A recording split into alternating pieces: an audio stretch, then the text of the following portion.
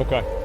Run an ad for us? Hey everyone, and welcome back to the Warcraft news. With patch 8.3 hitting Blizzard CDN, this sure is to be an interesting week. And before I do the usual Patreon plug, I actually have announcements. Ooh. First, we have expanded. We are going to have a new editor coming on board in the coming weeks. He has nearly a decade of industry experience and will be able to bring skills to our production that, simply put, none of us on the team currently have. So he's with a two wizard. Editors, we'll be able to hit all of our near-term content always goals. good to have a wizard. You'll see a big quality increase on a bunch of videos, and generally it's a really exciting move, trust me. Now, on that topic, the complete history of World of Warcraft is our highest rated content. It's also our most expensive content to make. We're a team of 5, soon to be 6, and we make a silly number of videos a week. Now, that show's audience loves it. It's got really high ratings, but, well, that audience is about like half as large, a bit smaller actually, than say a cinematic reaction video, and it costs easily 10 times more to produce than a cinematic reaction. That's why you see, that's why the quality and content in YouTube just keeps going down and down and down, is because it takes so much more time and effort to make high quality produced content, and even if it gets twice as many views, it takes 10 times as long to make, and so it's just not really worth it. That's why you keep having low quality content on YouTube, because that's the easiest and most cost efficient thing to do.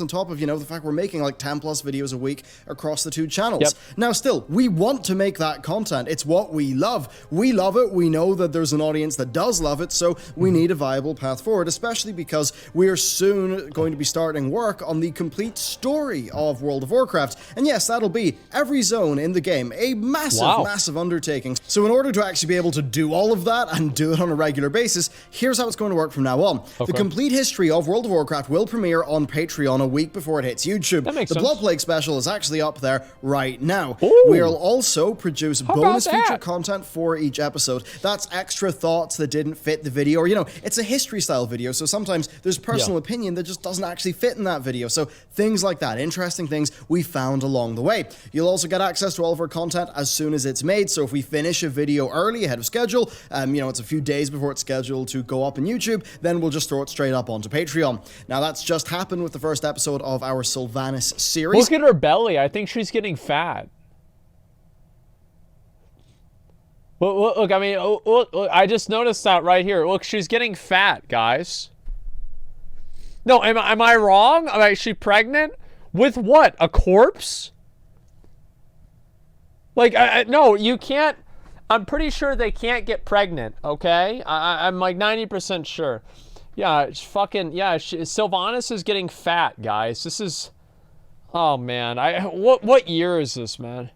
And then, of course, once we get our second editor on board, that's something that should happen a lot more. So, the documentary-style content's going to be there first, and with our enhanced production capabilities, we'll be able to get more content there once it is done. You'll also get behind-the-scenes stuff, you'll get in the credits, there's even physical merch there each month, and of course, that physical merch, our Master tier, which, by the way, is Priest for this month, is really the best way to help out what we're doing. So, we'll soon have doubled the team we had just 3 months ago, and we'll be able to produce content that we simply were not able to just a short time ago. So soon we'll have expansion announcements, we'll have betas to cover, and much more, all while we simultaneously document the history and the lore of World of Warcraft. Our future as a production team's never been better. Dude, I can't wait until this fucking BlizzCon comes out, dude. Like, honestly, you know what I'm most excited for? This is gonna sound weird, might confuse some people. I'm most excited for fucking D4. I want to play D4, man. Straight up. Like, I really want to play fucking Diablo 4. It's going to be amazing. I'm really excited.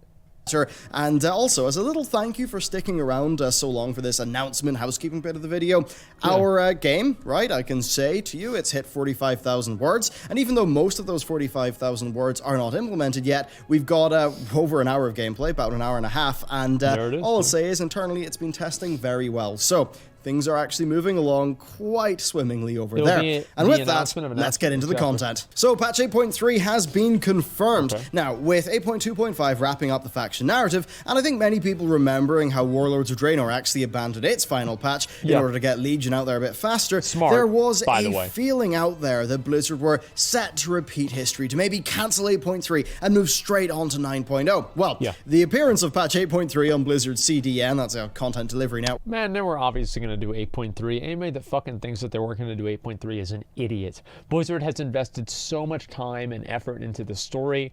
They have to carry it to term.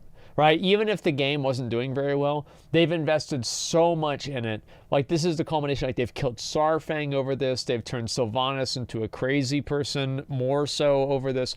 Like, they have to do it.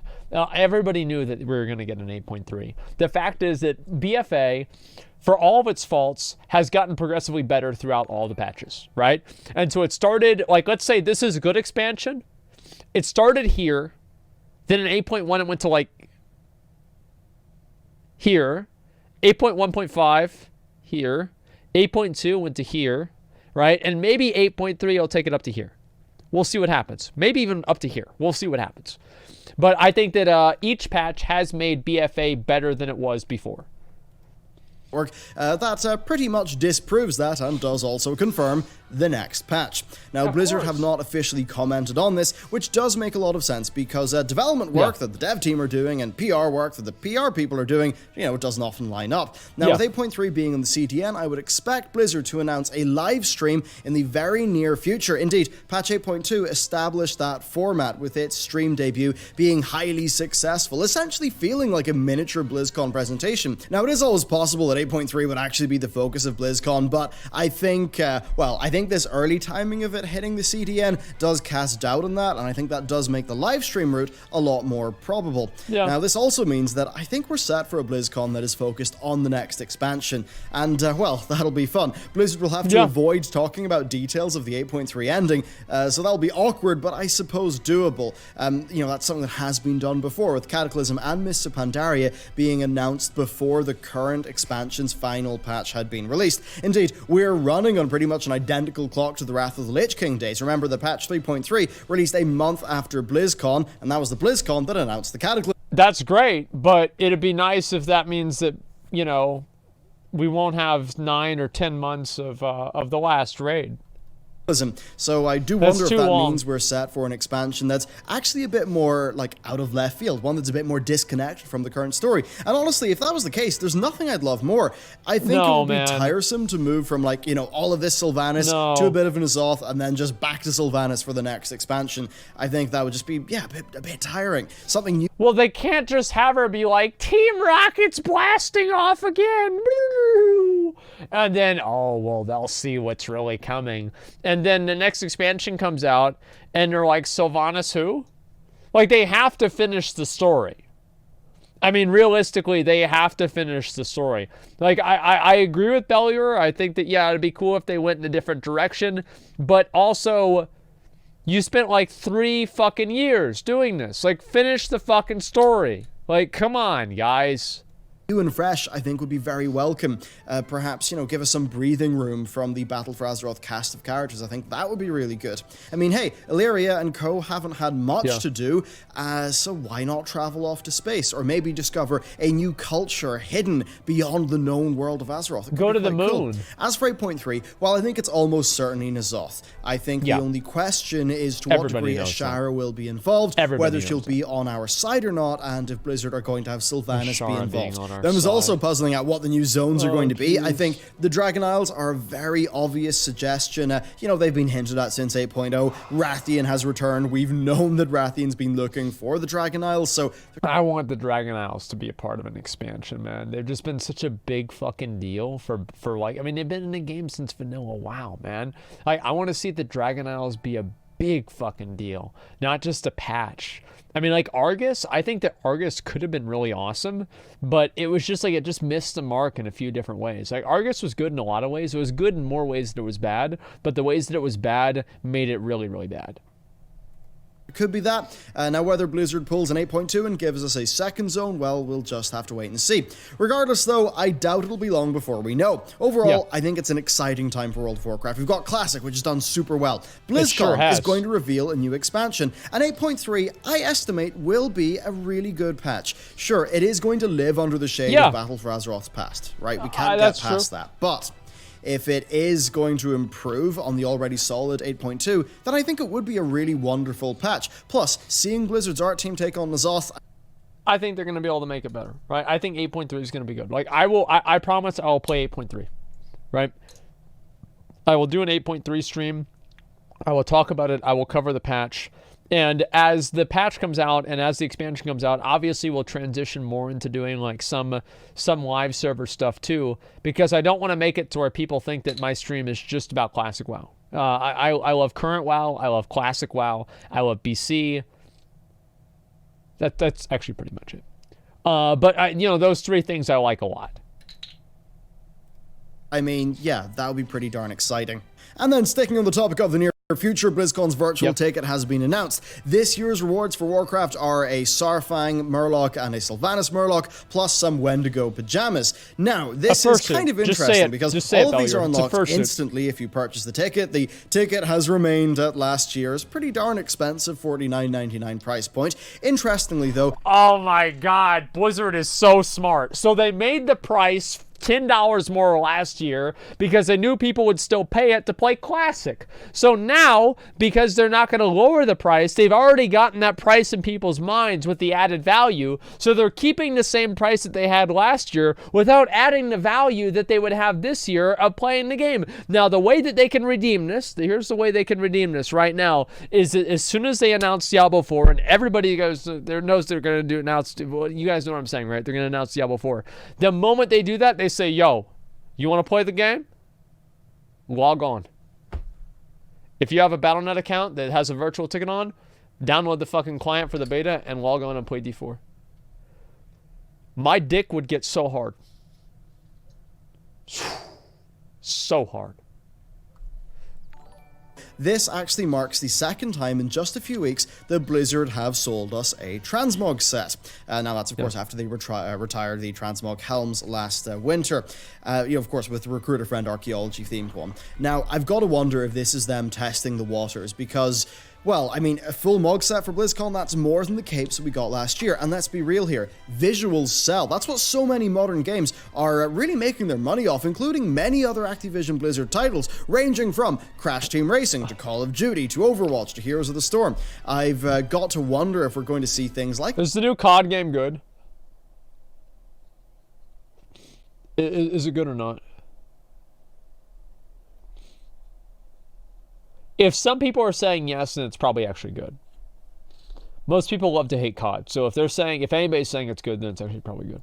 These Wendigo pajamas actually just appear in the in-game store at some point. I mean, just look at how successful and large I just want to play the new Fantasy Halo, 14 honestly. store has been. Blizzard are surely going to want some of that money. Anyway, as for the con itself, well, it's clearly going to be a big one. We're almost certainly going to have Diablo 4 be announced, and there's also a high chance of Overwatch 2. Then the next WoW expansion is almost a certainty.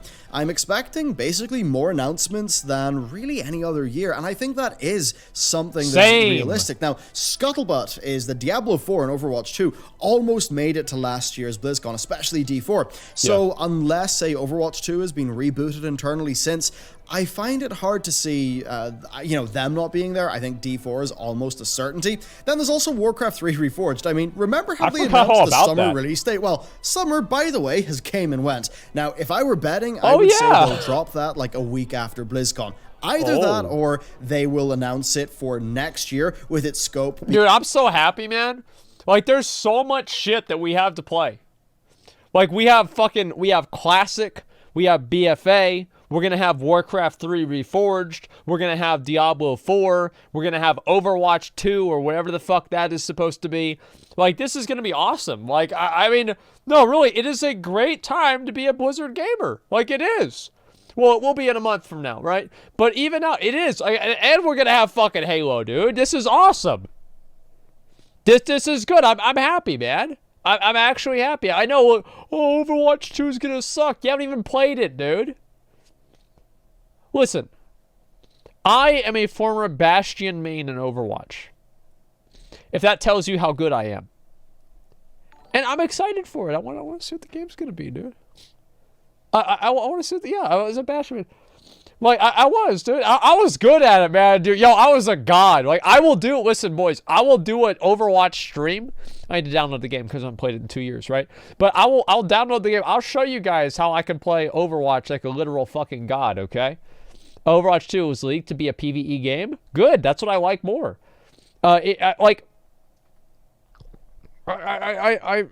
I have a pretty good idea on probably what it might be, and I'm very excited. I am extremely fucking excited about a lot of these releases and everything. Guys, it's going to be fucking amazing. I'm super excited.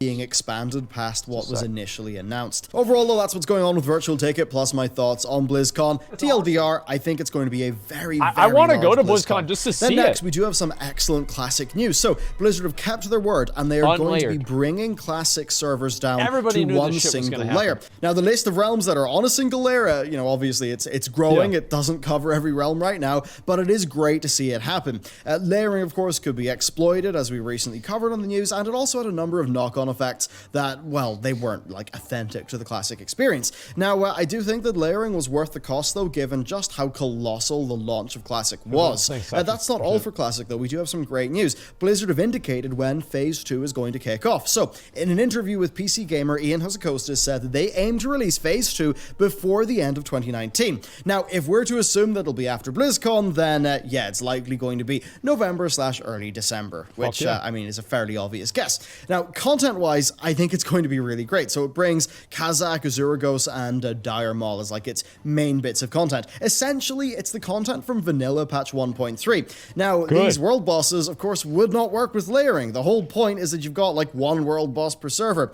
Ian actually said that all realms will be on a single layer within weeks, and that with that being achieved, they'll be able to push Phase 2. Now, I still believe Phase 2 will be the golden age of Classic WoW. It will be the golden age of Classic WoW, dude. Like, I mean, there's going to be no BGs. It's all world PvP. There's a few raids out. There's the world bosses that you fight over. It's the open world. It's the broad open horizons. And it's going to be fucking amazing.